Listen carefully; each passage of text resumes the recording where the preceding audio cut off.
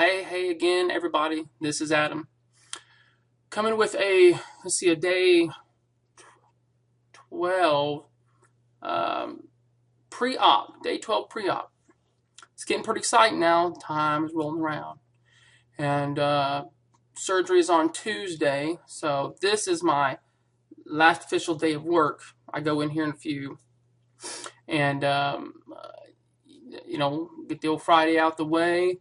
Have the weekend. Monday I got to go to Clear Liquids, which really surprises me because, and people like to argue this point with me, it's pretty cool, but they got grape juice down for my Clear Liquid. I'm not sure how grape juice fits into Clear Liquids. I don't know. But apparently it does. What else did they have on there that they thought was Clear Liquids? I can't remember. I don't have my list in front of me. But anyways, there was a couple different things there that I thought, well, that don't seem awful, clear. Of course, when I'm thinking about it, I'm thinking waters, maybe like apple juices. Those things seem clear to me. But anyway, so I have that coming up. 12 days down. It's been very interesting. I've had a few minor problems along the way. These last couple days, it just seems routine to me. In fact, I'd still get hungry a little bit before my shake, but it means nothing to me. It's not like, oh my God, I need to eat some. I hope this isn't like this all the time, and yada yada. But it's more of yeah, I'll get my shake here in a second.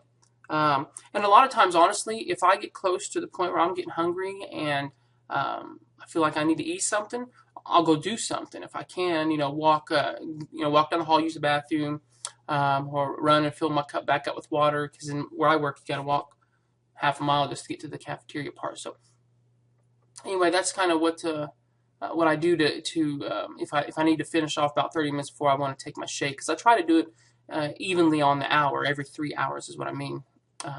But I try to keep that to where I can space them out, because I only get 5, and I space them out. I have tried the Jello. I can't do the Jello. I don't know why. It's just a big fat tease, and it didn't help. You can't chew it. You just suck it down. So what's the difference between that and shake? But to me personally, so I didn't find any relief with that. We also got some popsicles that were like fruit popsicles or something. They didn't have very many calories or nothing in it, but they didn't taste very good. They helped probably like 0.01%. So I guess if I was just dying, I'd pop a popsicle. Anyway, so really I didn't use anything much to help myself along. I did, however, twice I ate about a handful of, I guess I shouldn't use that kind of measurement. Probably about half a cup to a cup of steamed broccoli. And I only did that twice throughout the 12 days. It didn't hit the spot by any means, and I don't think it really helped anything, which was totally strange. I thought just being able to chew something and swallow would be wonderful, but it didn't seem like it really helped along the way. But so why eat it the second time? I don't know. I thought maybe that time would be better. But anyway, so no big issues though along the way. Just a little bit of aggravation for a day or two.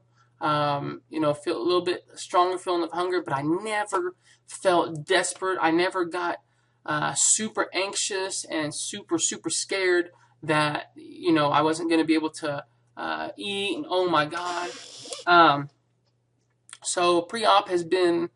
I want to say, if I would say a difficulty scale, with 1 to 10, 10 being the most difficult and 1 being just easy breezy, I would have to say, including my 2 days of just slight aggravation, I'd have to say a 2 to a 3, maybe.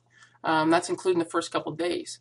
So I'm hoping that is like a precursor to my recovery after surgery. Maybe it'll be a lot less intense than what I'm thinking. So we'll see.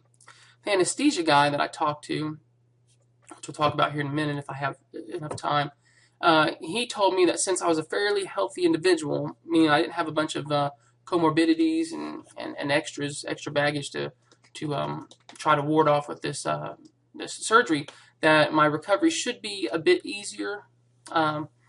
but again, should being the key word, and who knows, I could have the worst recovery, I could have the best, or I could just have an average one. I'm okay with that. It's interesting. I've been gung-ho for this thing for, I don't know, since May. I've been after it. I've been trying to, get everything done that I need to get done and get to surgery. I can't wait till surgery gets here. And it's getting here. I mean, it's definitely getting here. It's just right around the corner, right around the weekend. And I thought about the process, and I thought about, all the risks and benefits, and of course I weighed them out, and even now in my mind, my benefits are going to outweigh my risks. But it's amazing how the pre-op will shift you into a higher gear of really considering what you're doing, really taking a good look, a hard look at what you're doing, because you then understand while you're in your pre-op, this is kind of what I'll have to do after the operation. Now, I've heard from a lot of people that after the operation, for like maybe even the first week, you just don't want anything. And that's why it's difficult sometimes to get down the water, get down the protein, and things of that nature. So that probably won't be even as strenuous as what it may be today. But regardless, it forces you to think that, man, even after pre-op, I'm still on pre-op in a sense, in the fact that there's no food coming. Not for a while anyway, and that's a good thing. I understand the whole purpose, and I'm kosher with that, and I'm eager to follow along with those guidelines. But it really does shift you in a higher gear to think about this surgery. I found myself even tinge into, should I really be doing this? And then I'm like, of course I should, and I'll kind of refer back to some of the reasons, why I'm going after that, and then I got to think about the benefits. How is things going to be for me a year from now, how it's going to affect my whole life. And I tell you what, when I start, if I can think about how I am even before pre-op, because I've lost a little weight, but even before pre-op, when I was at my heaviest weight, which highest recorded weight was like 282, and I'm sitting at about 260 now, and most of that got blown away by this pre-op diet. But anyways, the numbers really aren't important at this point. But what was I trying to say now? Done lost my train of thought. Oh well. Anyways, it had something to do with the pre-op, and oh yeah, that's right. Now I remember. Cotton pick. Mind is gone again. I would think about how it felt to be fat. How hard it'd be to get off the floor. How difficult it is to be seen in public. How it affects so many different areas of life. And people that aren't obese don't understand that obesity just doesn't affect your health. It's not just a health thing. It affects, and it's like a web that starts here, and then it just branches out to every area of your life. Mentally, emotionally, spiritually, if you will. It affects so much. And for me, growing up, I was like, well, not growing up, but since I've been growing up and fat, I'm like, man, if I could just drop the weight, I think so many things could change. I could be so much happier going places. I could be more confident. I could be more comfortable. And just a plethora of things that we've all listed millions of times and thought about. And we just really run that in the ground. But it is so true. And I think the pre-op helps to clear some things for you, to really be able to see what exactly your purpose in this is. And sometimes you have to recenter yourself a little bit, because you've gotten so on track with getting everything done, appointment, asking off at work, making up the hours, taking this day off, whatever the case may be, that you've kind of, once you hit pre-op, you kind of get back to the thought stage, more of you've got everything done. And so now all you have to do is think about what you're fixing to do, why you're fixing to do it, getting it all lined out mentally. I guess trying to get yourself mentally strong. My only concerns with the whole surgery thing is just what it's going to feel like afterwards. It was interesting that the anesthesiologist told me, you're not going to breathe for yourself, I'm going to breathe for you. Hey, I appreciate that, thank you. Just wake me back up when we're done breathing on my own, which I know I will and stuff. But it is interesting when they make that point, when it comes out verbally, you're not going to breathe. Let's just put it to you honestly, we're going to almost, if we don't breathe for you, we're basically going to kill you. on the table and then bring you back to life. I know it's not that extreme, but sometimes that's what I hear. If I can't breathe on my own, I'm pretty much dead.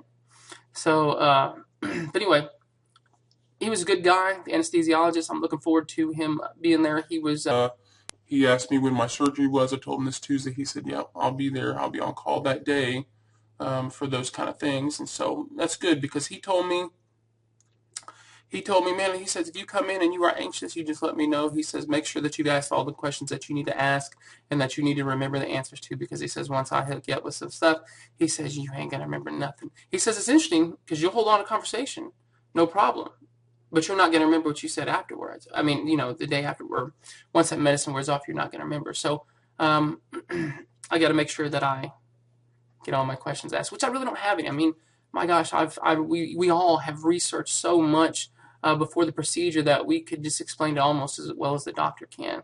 I even know I'm getting a size 36 bougie or boogie or whatever you want to call the thing, but and that's pretty standard and that's good. I think that's like 12 millimeter wide. Don't quote me on that, but it's not huge by any means, so that's good. I've heard of people having much higher bougie being used for a bigger sleeve. So, you guys that pray and that believe in praying, you guys pray for me. I believe in that stuff. So you throw a prayer up for me. I'm sure everything's going to be fine. But prayers never hurt. If not, just, keep me in mind for those of you that don't go that direction. But, so yeah, this Tuesday, I have to be in surgery at 12, which is a weird time. Hopefully the guy eats lunch at 11 or something. I don't care. I have to be there at 10. My wife has to leave for an appointment right before I go in, so she'll probably leave her appointment somewhere around 11:30, 11:45, I assume. And so then I'll go in. She'll do her thing. They said I'll come out of surgery. I'll be put into a recovery room, so to speak, for about 30 minutes to an hour. She still won't be able to visit, I guess, to make sure I'm stable and things of that nature. And then she'll be able to come visit and yada yada. We'll go on from there. I do plan on making a sizable, lengthy video afterwards, at least. Maybe some of it in the hospital. I think those are always cool to see. So I'll try to make a good one that is as detailed as I can get it, and I can really explain how I felt through each process, because I really enjoy those videos. Most people make their videos are good. They kind of scratch the surface, but I want to really make one that's in depth, and because I find those very interesting. Even though everybody's situation is different, I'm still going to make one that chronicles every aspect that I can think of there. So you'll see that one video come out, and you can check that one out at your leisure, pause and come back, whatever the case may be. So today's last day of work, which is awesome. It's awesome that for it to be a Friday. So I'm just going to spend some family time this weekend. Enjoy it. Monday's going to be liquids. I probably could have been all right at work, but I figure that I will just take it off and kind of relax at home. I might be kind of a little anxious there, so might find something to do to keep myself busy or work on my woodwork and stuff. So anyways, I think that's about it. In one of these videos coming up, I have a brother that does some good country music. For any of you folks that like country, even for those of you that don't, it's got like a country rock mix. And I've been wanting to add it to these videos, so I'm going to have that coming up, where in one of my videos I can put some of that music at the end. It doesn't have a video to it necessarily, but I'll get it dressed up and looking pretty good and everything. But anyways, you guys check that out, and if you like it, I'll send a link. I'll try to get a link to his YouTube channel, because it's always nice to listen to local artists, and he's done very good. He's got 3 of them produced. He's played at some country throwdowns and things of that nature, and had his stuff recorded and produced in Nashville. So you'll definitely want to check that out. You don't want to miss that. That's good stuff. So anyways, without any more blabbering on, I'm going to get off and get ready to head to work and get this day over with. And before I know it, they'll be wheeling me back, and I'll be coming out on the other side. We'll see y'all.